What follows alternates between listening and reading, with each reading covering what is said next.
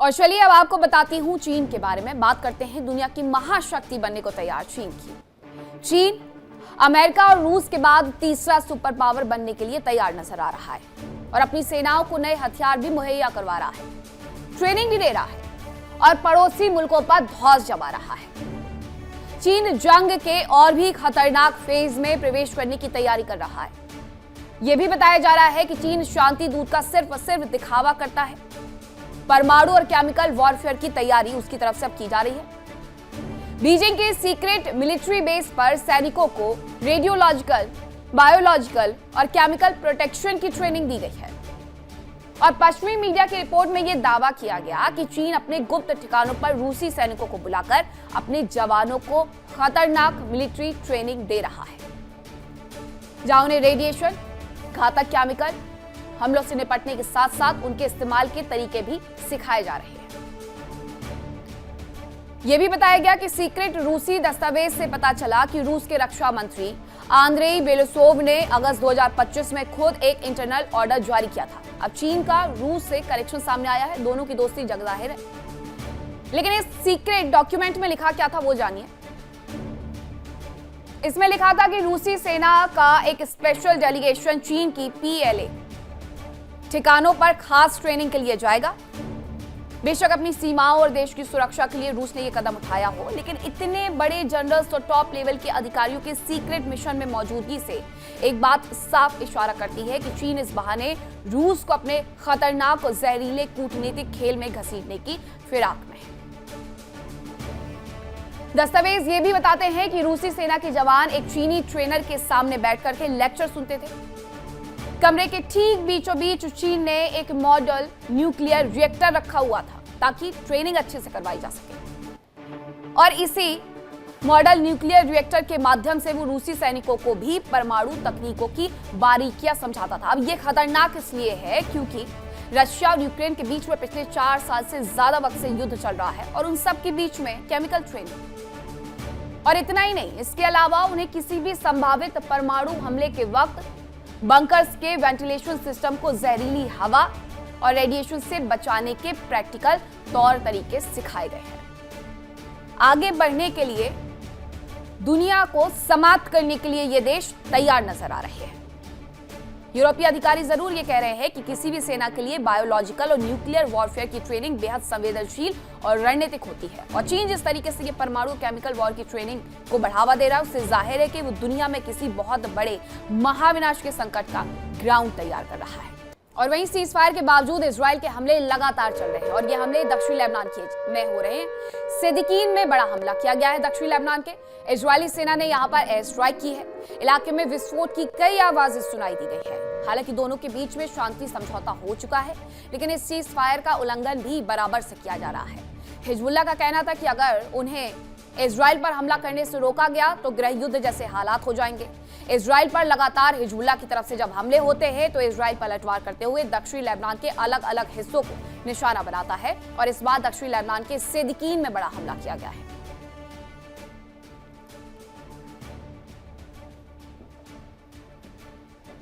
खबर यूरोप से है, जहां यूक्रेन का रूस पर एक बड़ा हमला देखने को मिला है और यह हमला बेलगोरोद के पावर सब स्टेशन पर किया गया है। हिमारस रॉकेट से सब स्टेशन पर हमला किया गया, उसे पूरी तरीके से ध्वस्त कर दिया गया है वहां पर विस्फोट करके। ये तस्वीरें भी सामने आई हैं बेलगोरोद से, जहां पर हिमारस से हमला किया गया है और इस पूरी जगह पर सिर्फ और सिर्फ विस्फोट, धुएं का गुबार और आग की लपटें ही देखी जा रही है और ये हमले लगातार किए जा रहे हैं। सिर्फ ये एक जगह बेलगोरोद का हाल नहीं है, निप्रोपेट्रोवस्क से लेकर के तमाम जगहों पर इसी तरीके से हमले किए जा रहे हैं, जिसकी वजह से अच्छी खासी संख्या में लोगों की जान भी जा रही है। एक रिपोर्ट यहां तक दावा करती है कि 4 साल में जो युद्ध लड़ा गया है उसमें 16,000 आम नागरिकों की जान सिर्फ यूक्रेन के अंदर गई है। वहीं एक और खबर आ रही है, वो भी आपको दिखा देती हूँ। कीव पर बड़े हमले किए जा रहे हैं, उसमें आपने देखा कि किस तरीके से बेलगोरोद पर हमला हुआ। अब रूस का यूक्रेन की राजधानी कीव पर एक बड़ा अटैक देखने को मिल गया है, जहां लॉजिस्टिक्स सेंटर पर यह हमला किया गया है, ये बताया जा रहा है और सेंटर से धुएं का गुबार यहां पर भी उठते हुए नजर आया है। तो एक तरफ हिमारस से सब स्टेशन पर निशाना बनाया गया, बेलगोरोद के पावर सब स्टेशन पर अटैक किया गया है। दूसरी तरफ रूस ने यूक्रेन की राजधानी कीव में लॉजिस्टिक सेंटर पर हमला किया है, जिसके बाद धुएं का गुबार उठता हुआ वहां से नजर आया है। ये तस्वीरें भी कीव से ही सामने आई है। वहीं युद्ध का एक मोर्चा जो यूरोप में पिछले 4 साल से धधक रहा है और यूक्रेन बीते 4 साल से ज्यादा समय से रूसी बारूद की बारिश झेल रहा है। हालांकि यूक्रेन ने रूस के कई अहम ठिकानों पर बमबारी की, उसकी अर्थव्यवस्था को भारी नुकसान पहुंचाया। यहां तक कि पुतिन ने भी मान लिया कि रूस को नुकसान हुआ है, लेकिन इन हमलों से पुतिन का गुस्सा फूट पड़ा और यूक्रेन तबाही झेलते हुए नजर आ रहा है। रूसी सेना ने यूक्रेन के कई अहम ठिकानों को निशाना बनाया है। कहां कहां क्या क्या तबाही आई है, आपको इस रिपोर्ट में दिखाती हूं।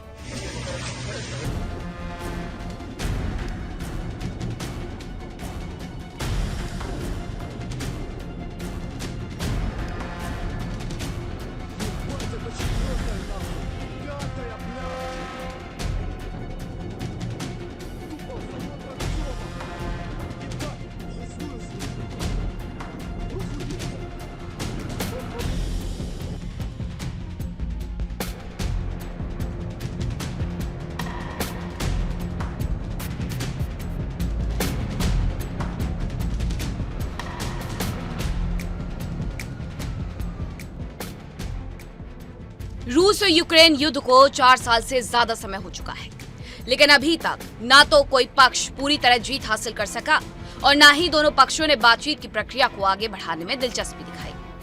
रोजाना यूक्रेन और रूस की सेनाएं एक दूसरे की जमीन को दहला रही हैं। युद्ध की शुरुआत में समझा गया था कि रूस कुछ ही दिनों में यूक्रेन पर जीत हासिल कर लेगा, लेकिन अमेरिका और यूरोपीय सहयोगियों से मिले हथियारों और अपने हौसले की बदौलत ज़ेलेंस्की के जवान अब तक मैदानी जंग में डटे हुए हैं।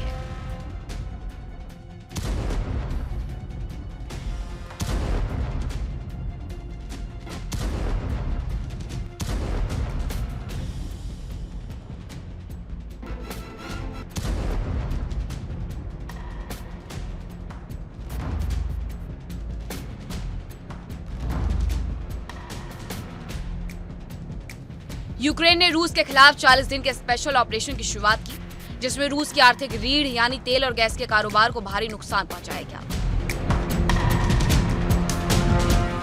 जिसके जवाब में अब रूस ने यूक्रेन में जबरदस्त तबाही मचाई। पुतिन के जवानों के जबरदस्त अटैक की वजह से यूक्रेन की राजधानी कीव समेत कई इलाकों में तबाही हुई।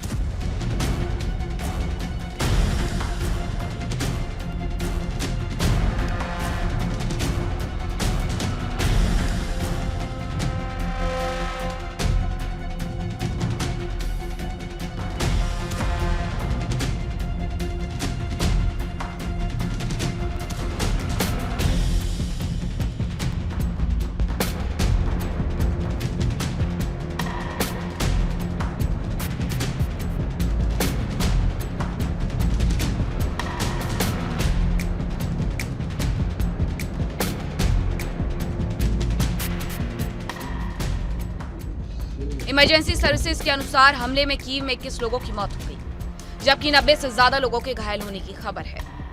ज़ेलेंस्की सरकार के मंत्री के अनुसार राजधानी के लिए बीती रात बेहद खौफनाक रही।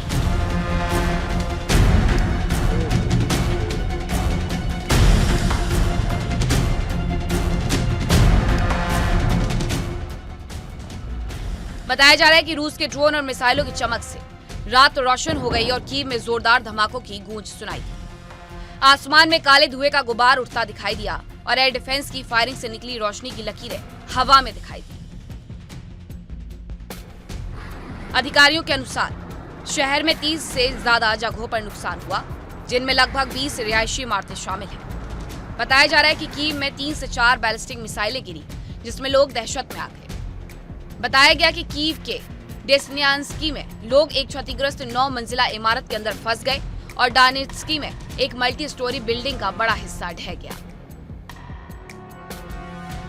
वहीं यूक्रेन के मध्य निप्रोपेट्रोवस्क में रूसी हमले में एक बच्ची की मौत हो गई, 4 लोग घायल हो गए।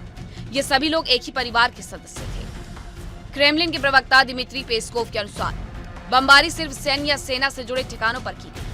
दरअसल यूक्रेन पर रूस के हवाई हमलों में बार बार आम नागरिकों के इलाकों को निशाना बनाने के आरोप लगते रहे हैं। संयुक्त राष्ट्र के अनुसार जंग में 16,000 से ज्यादा यूक्रेनी नागरिक मारे गए। रूसी रक्षा मंत्रालय के अनुसार हमले में कीव और उसके आसपास हथियारों की फैक्ट्रियों और ऊर्जा सुविधाओं और यूक्रेन के दूसरे हिस्सों में सैन्य हवाई क्षेत्र के बुनियादी ढांचे को निशाना बनाया गया। इसके लिए लंबी दूरी के हथियारों और ड्रोन का इस्तेमाल किया गया। यूक्रेनी एयरफोर्स के अनुसार हमले में रूस ने कुल 74 मिसाइलें और 496 ड्रोन दागे। रूस के हमलों से कीव में लोग दहशत में आते। आनन फानन में सरकार की ओर से अलर्ट जारी किया गया और लोगों ने मेट्रो के अंडरग्राउंड सबवे स्टेशंस में शरण ली। दावा किया जा रहा है कि 50,000 से ज्यादा लोगों ने सबवे स्टेशन में शरण ली।